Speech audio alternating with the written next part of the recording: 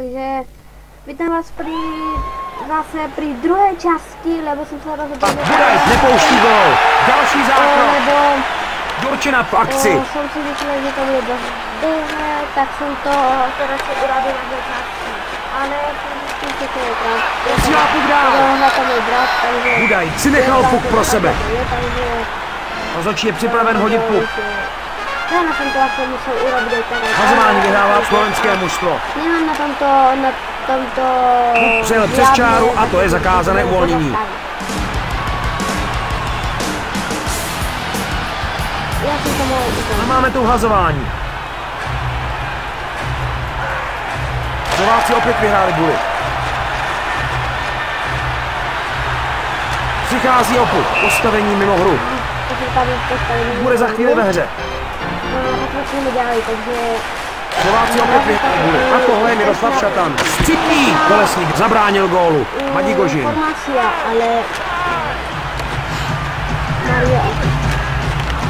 Vypálil puk. Detailní záběr na Zdenokáru. Druhá třetina je za námi, před námi přestávka, aktuální stav nerozhodný, 1-1. Bude se vhazovat. My teraz budeme trochu dát pozor. Slováci opět vyhráli buly. Vystřelil z voleje. Kolesník předvádí krásný zákrok. Jsme připraveni na vhazování. Takže někdy máte to budem. Neskutečná střela. Kolesník zničil střelce. Se opět začíná. Takže to dá jako medvěrku, ale často. Cílí to na bránu. Golman drží kotouč. Sudí dává signál pro vhazování. Vence. Ale nepodarilo se mu to. A kotouč dostal Antropova.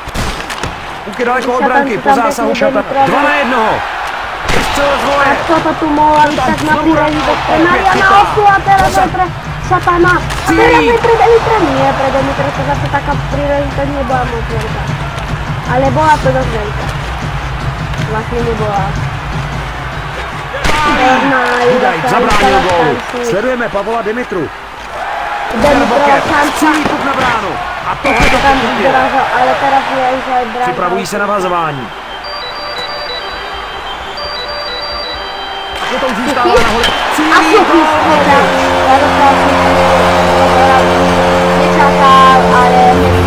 Letěl tak rychle, že ho skoro nebylo vidět. Takovou střelu bych nerad stál. Tým Slovenska se ujímá vedení v prvních minutách poslední třetiny. A mají před sebou náročné rozhodnutí. Měli by plně zabezpečit obranu, aby si udržel vedení, nebo dál útočit. Čárový rozhodčí ukazuje zakázané uvolnění, kotouč přejel přes čáru. Slováci opět vyhráli buly. Na puk se vrhl Gáboríka. Tvrdý konec. Kazachstán získává puk. Vystřelil. Obránce zastavil střelu. Lopatin jede s pukem. Že by to byl Budaj. Ale čo? Tým Slovenska se zmocnil puku.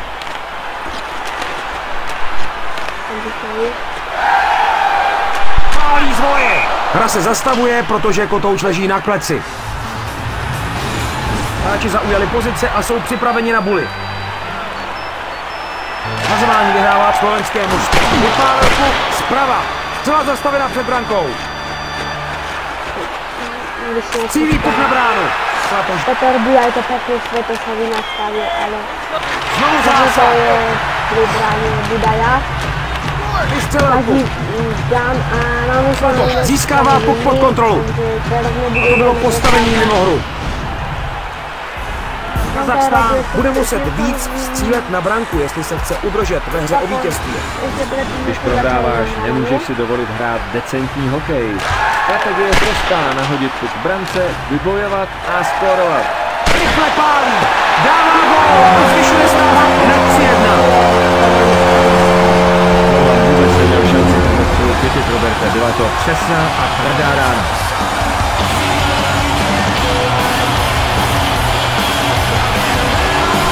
Tímhle golem získali větší jistotu. Když tým vede v poslední třetině o jednu branku, pořád se máš jeho bát. Když vede o dvě, může si už užít celkem klidnou plavbu. Přes střed. Pálí tvrdou střelu.Ředník Opět cílí. A nebo Se dostal k puku. A tady je Richard Zedník. Celé puk. Kazachstán si bere kotouč. Celé puk. A puk v rukavici Kolesníka. A další střela. Majeský. Bartečko zavinil offside.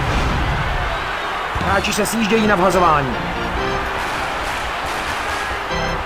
Vhazování pro Hantuš. Suchý. Nahodil puk do pásma.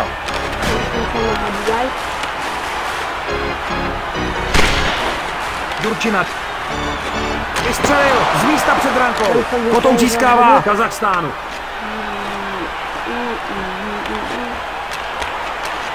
Kirov má kotouč. Nahodil puk do útočného pásma.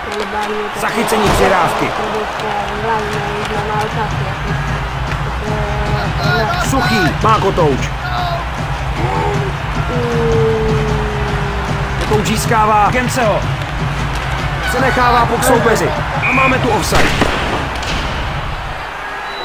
Tenhle kluk už dnes svému týmu vydělal 1 bod a je vidět, že mu to dodalo sebevědomí, snaží se ještě víc. Sleduj, jak si teď mnohem víc troufá na brankáře.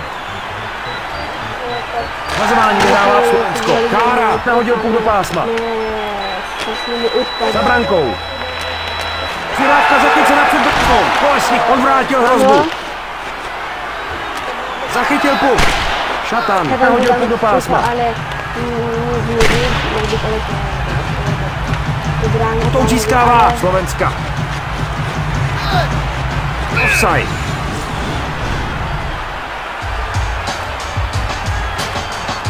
A máme tu hazování. Kotouč zůstává na hole Štimpla. Rozhodčí je připraven hodit puk.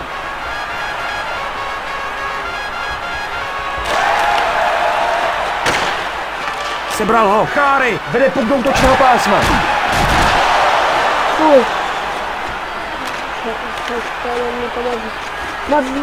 Dělá dělovku. Bartečko. Rozhodčí píská postavení mimo hru.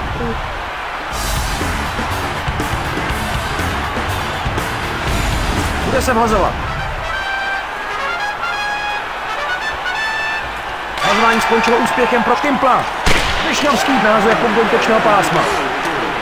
Přijá puk rychle dál. Gence dostává puk ven ze třetiny. Kotouč získává Slovenská. Řacha. Puk získává Svatoše. 2-1. Skvělá rána. Neprošlo to, zblokovaná střela. Kazachstán si bere puk. Kazachstán pouští do hry o jednoho útočníka navíc. Její kouč je v těžké situaci, pokud chce vyhrát, musí trochu riskovat. A to bylo postavení mimo hru. Bude za chvíli ve hře.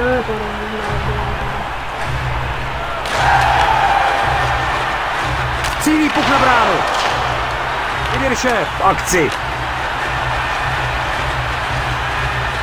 Kazachstán prohrává o 2 góly a rozhoduje se tedy odvolat brankáře. Teď se musí snažit držet puk a bez ustání vyvíjet tlak na soupeřovou obranu. Doufejme, že jim k tomu ten jeden útočník navíc pomůže. Další pokus. Ještě chvíľku musíte si počkať a ja zatiaľ spustím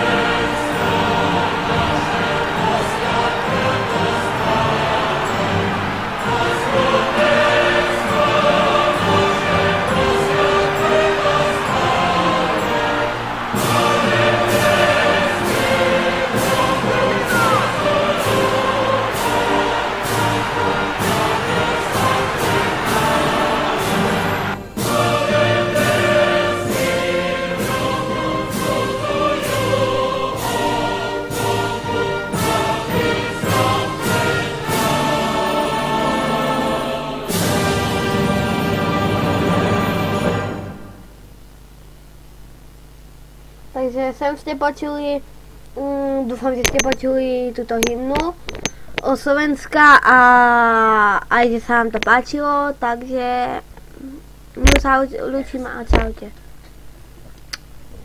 Takže naozaj už, ale naozaj čaute.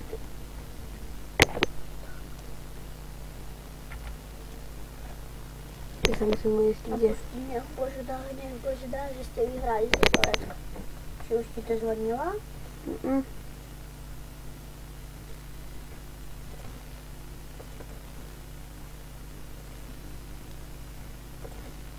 Spustí to.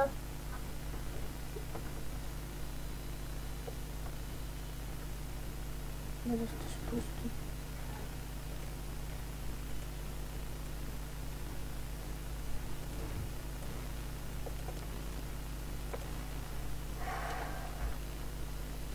Ty si to iba...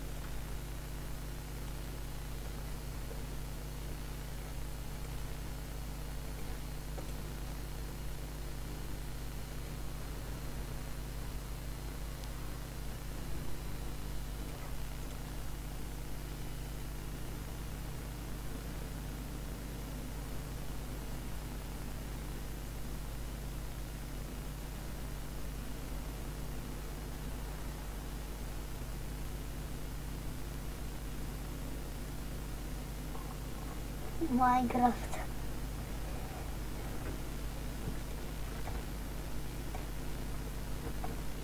To tebe to ešte nezvonila po hodine? Nie, veď sa pozri. Poviem ti, za koľko mi bude zvoniť. Za pár sekúnd. Neviem, že to musím nahrať.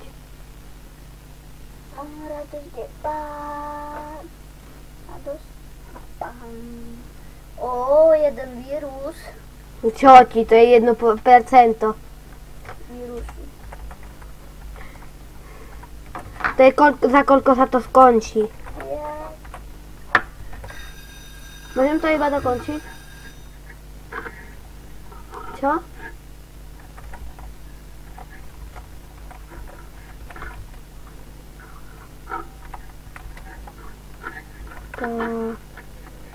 Zachlastan. Popis videa už nemusíš.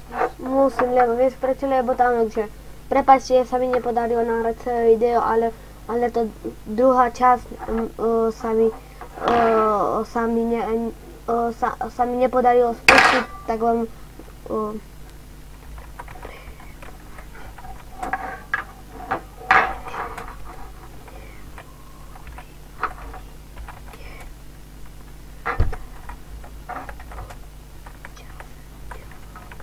ale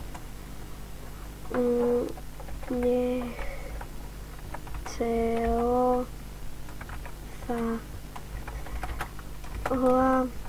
sa mi spustiť, ale vyhral som 3-1.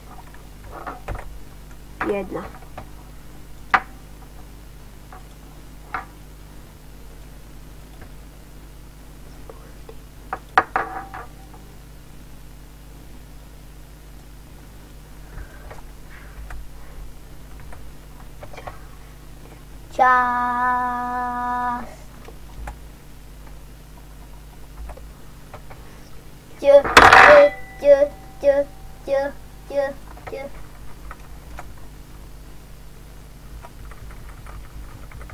Jaká tam je zase? Ja neviem. Takže...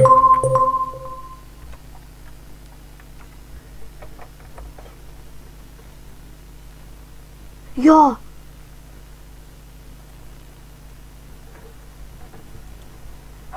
Prepáčte.